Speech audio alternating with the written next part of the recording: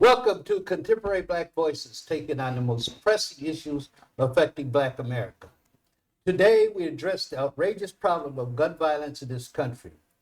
We are very much aware that there is an epidemic of mass shootings. Just in 28 days of 2023, there have been 40 mass shootings and 70 deaths.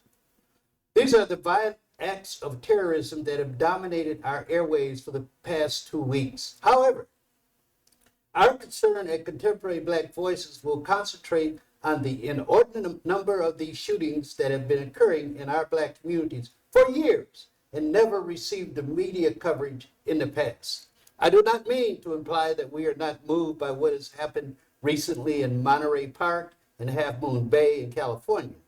Any time that many people die as a result of guns being so easily sold in this country, it is a tragedy. And Black Americans deal with these tragedies almost weekly. That is the reason we feel compelled to address the mass shootings, and I say mass shootings, that happen all the time in our communities. Here are some examples. From January 1, 2020 to July 8, 2020, from January 1, 2010 to July 2020, 4,374 Blacks were murdered primarily with guns. In the year 2020, 86 were under the age of 18 and 12 under the age of 10. In 2021 in Chicago, Illinois, Blacks were 80% of the victims of homicide and only 1/3 of the population. Black Americans have been the main targets of bullets fired by the various policemen and women. From May 2020, after the murder of George Floyd, to May 2021, a year later, 229 Blacks have been killed.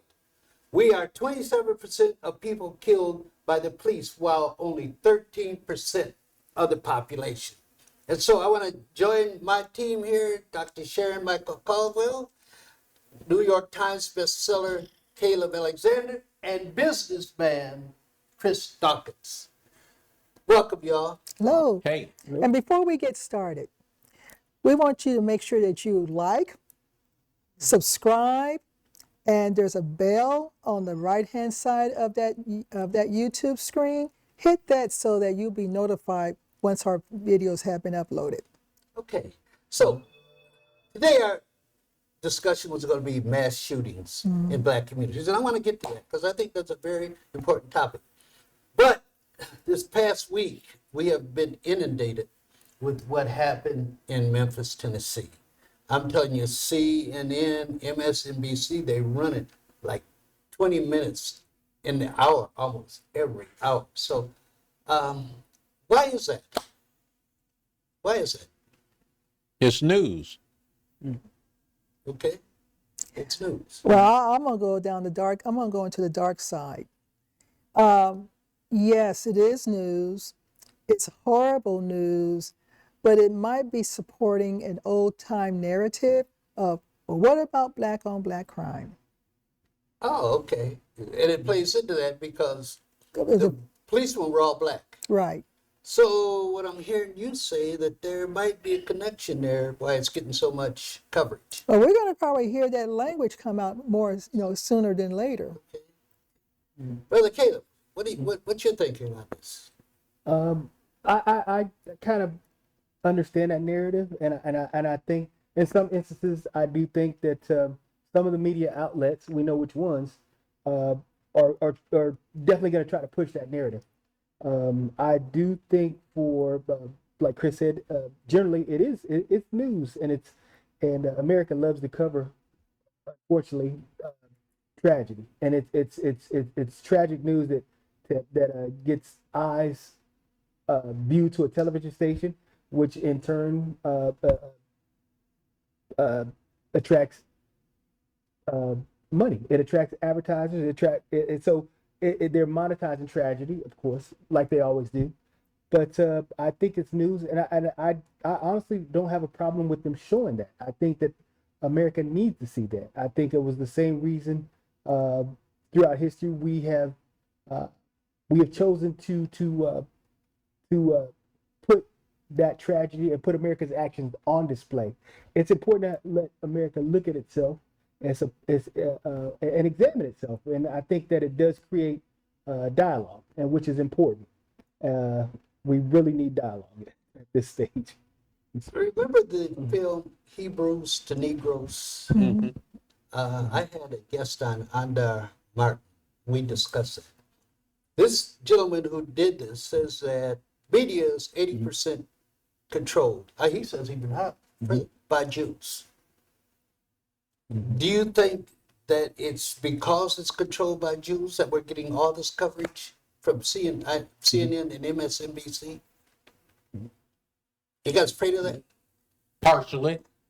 Okay. Okay. Not partially that I'm afraid of it, but partially I believe that is true. Oh, okay. Okay. And I say partially because yes, the majority of the media is owned by the Jewish Owners. people, but I don't know if we can necessarily blame them for what's being shown. They own the networks, but can we really blame them for what's being shown? Now, they can, and they have said on different occasions, well, they don't want to see this, or they don't want to see that. Or you might want to take the Trump era in and say how much they showed all of that. So they do have some control, but I don't know if total control is it. You know, something else you may want to consider is that when we saw George Floyd, he got a lot of attention, and those were involving predominantly white officers. This could be a counter argument that, okay, so we gave we put attention on these white officers. These are 5 police officers. Doggone right, we're going to put a lot of attention on this one as well to kind of equalize. They're trying to equalize it when black police officers are not the majority of the force. Good point.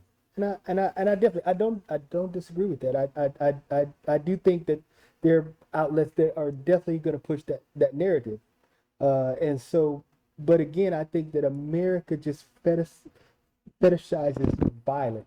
So it's everything from the video games to the movies we watch. Just it's a society that and this is something that was tragic. It was something that's violent, and we as a society we have a problem, and we have a problem with violence and glamorize it and glorifying it, and at the same time monetizing it.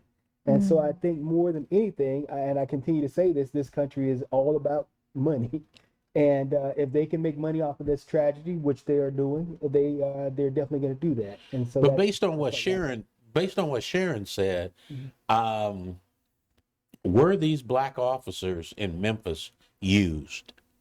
Not knowing that they were used, but because they were part of the blue, they were all black officers, and they committed this particular crime.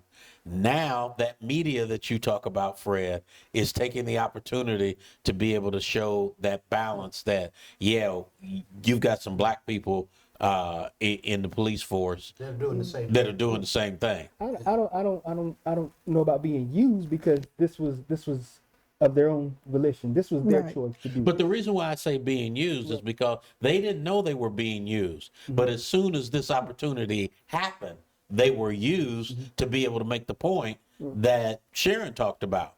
We can equalize this. That's where I talk about being used. They didn't know that they were being used, but the opportunity presented themselves. That happens. Yeah. So the media, I got you. I understand what you're saying. So the media is using them, you know what I mean, to push this narrative. Correct. I got you. Earlier, off camera, remember you talked about the overseers? You're gonna push me to go there. So The overseers were being used, even though they probably didn't know they were being used. That's true. and so and what Professor Williams is referring to is, and again, you might have to restrain me, but these officers,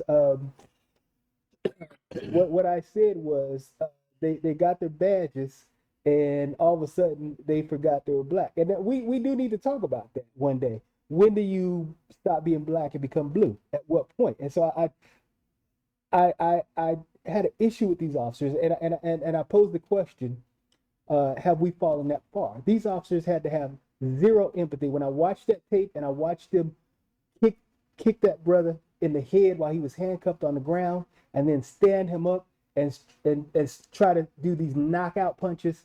I was angry, and I'm still angry. I'm angry right now, and so I looked at them and I said, these they're not black men. We know the history of policing in this country.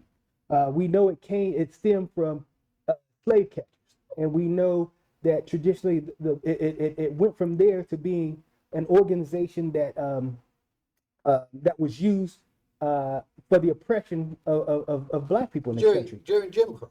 During Jim Crow, or even during Reconstruction, Yeah. it was used as a terror organization, Right. and even post Reconstruction, it was used to keep black people in their place and keep them away Right. from white folks. And so you have this history of policing in this country. We know that history, and so I'm looking at these 5 officers, and it looks like they got a badge, and all of a sudden they became the oppressor. They became the overseer. That was my point. You know, but it's not only, you made a good point. They became blue and no longer black. But aren't there other industries in which this happens? Yes. They become Hollywood and they're no longer black. They become athletes and they're no longer black. And that's why I just wish all of you could have heard Dr. Cornell West when he was here. Because he laid it out, how the spirituality, the essence of being black, our ancestors. And these folks have forgotten that. They're no longer a part of that. So those 5 cops, they were no longer a part. Oh, they couldn't have done that. No, They couldn't have done that. you could. I mean, how could they look at him and not see themselves 10, 15, 20 years ago? How could they look at him and not see their sons 10 or 15 years from now? How could they look at him and not see their brothers or their cousins or their, their fathers? How could you have absolutely zero empathy for another black man? And so that's my question: is where are we as a people, as a society, as a community, if we can look at each other and have zero empathy and do that to one another? And so that's why I'm disturbed by that and frightened by that and upset at what at the crime that they perpetrated on another black man. Okay, well, let's check that into our segue into our subject. Black kids are killing black kids. And I showed you some statistics. And it's the same thing happening to them. The same thing happening to them that we see happening to those police officers.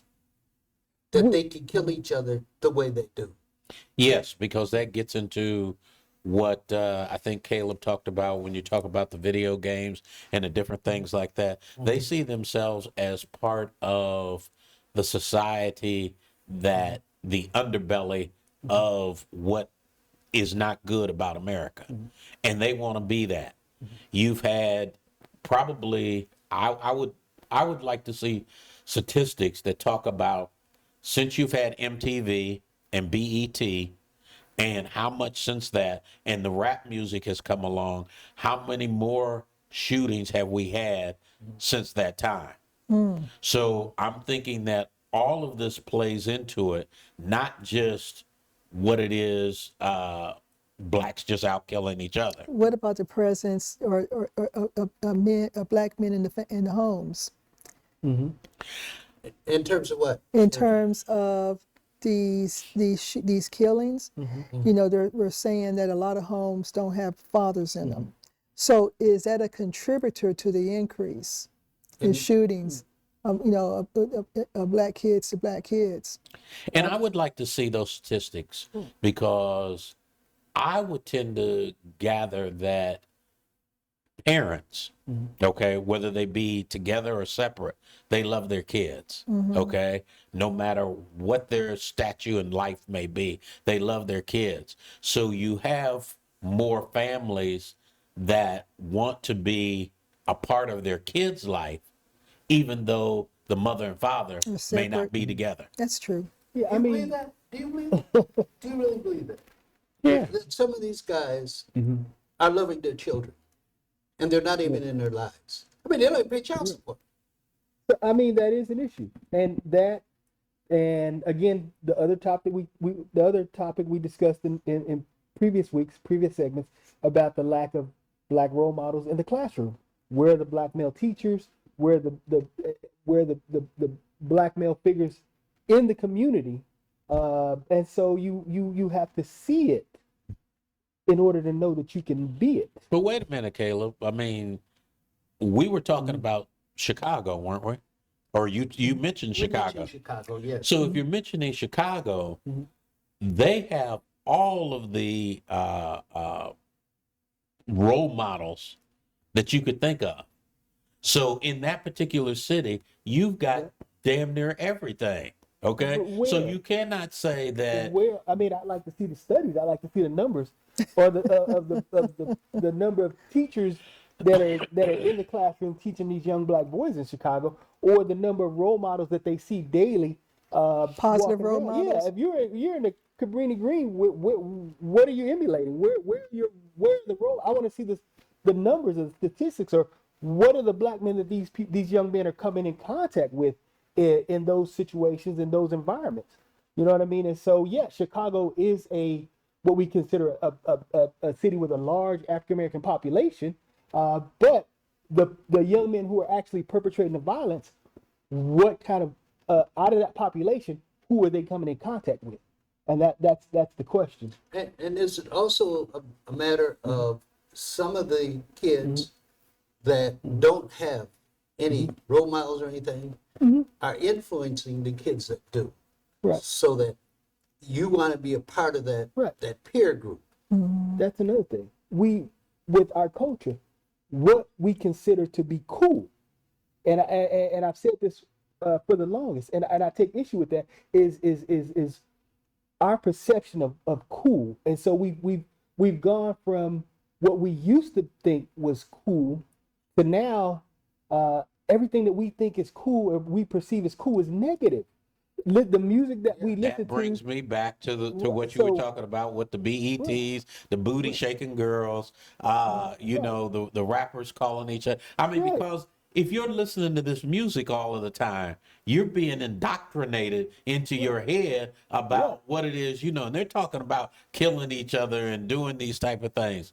So we have to take responsibility. When I say we, I'm talking about society. And if it's only the black society, we still have to take some.